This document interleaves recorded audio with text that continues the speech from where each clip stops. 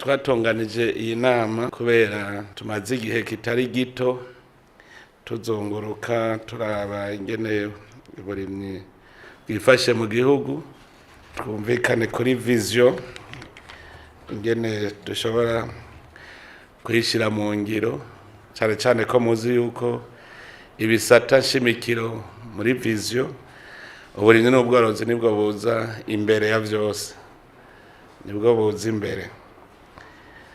None rero no munsi twahuye kugira ngo turabe mutubwire ingene vyifashe, shaka igisata cyose kitubwira integuro novuga nti plan stratégique de mise en œuvre ya vision ya muri ministère ya agriculture élevage ivuga iti umunwa wose uronka ico fungura, umufuko wose uronka amafaranga.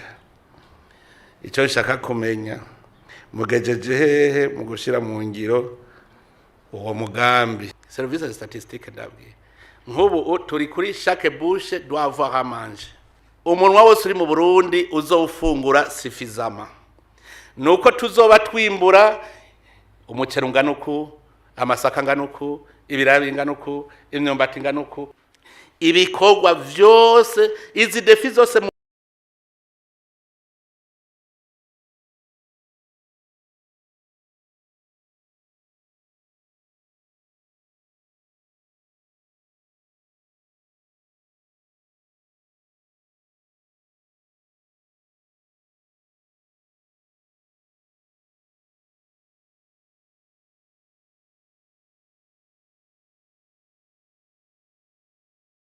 bahingura nkabawe necessaire ni kuri terrain, ntavyo kuvuga ngo iki.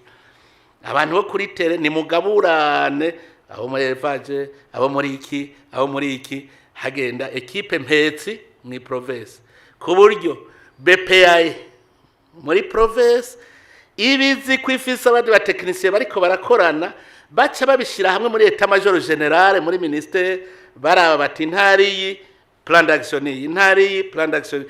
Ndabwiye ibyo mubikoze muzobona immédiatement l'amélioration. Nkubuga cuvuga uti ama centre mu Burundi asigaye atakwa kwa matara nangahe, hamaze kuronka ngahe yo gutanga amazi, ni mitumba ingahe isigaye itararonka amazi, tumaze guhingahe, tukaca tumenya abakivoma après de 15 minutes banganiki. Ivyo nivyo twatugiye gukora rero muri agriculture, abo muri statistique genda muturabire quand est-ce que chaque bouche aura eu à manger.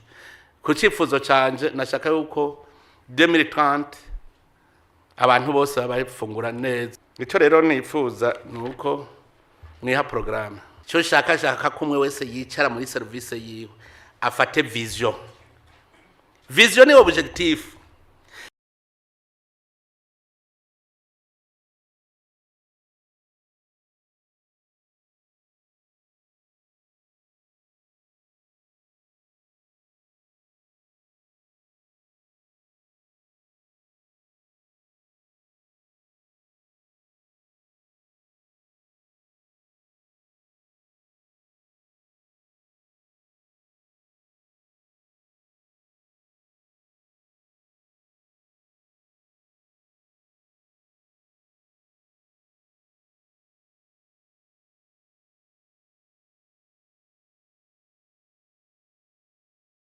Pour atteindre l'objectif, iyo rero amahaksi akogwa yose urumva ibizokorwa ucubiha amahera, haba ba environnement, haba agriculture, haba ba élevage.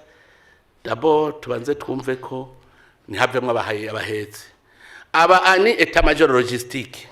Mwebwe Etat Major Logistique niyo irimwo ama étude, irimwo recherche, ko bavuga bati aho urimye ibiraya ntuco hasubiza ibiraya, harateguwa handi izindi zimbutse zica zija haje hazoca hategwa iki. Nivyo vyigwa dukora ku buryo tuhagira tuca tumenya tuti aha hakwiranye na surface inganuku. Iyo surface rero duca tuyirondera, mbega nkobo ko dushobora ku produce aba minute berkire hakagira ko ategwa ari muci, aho tuyatera haravomeye nimwe muca muvuga muti dutegereza kuvomera umurima hateza kuba yirige amazi azova musanze ni mwebwe nk'ubu muba muvuga muti kugira twirigiye imirima kuko miniti mbere kiraho zikuye ucujana aha amasosho yatera urumva uko nyene none muri sere naho baca produce zindi zica ziterwa he urumva uko nyene izijya alternance niho muca mubona muti terrain niyihe two disponibiliza nayo mantuzeye aho muza muri alterna hateranye ni hehe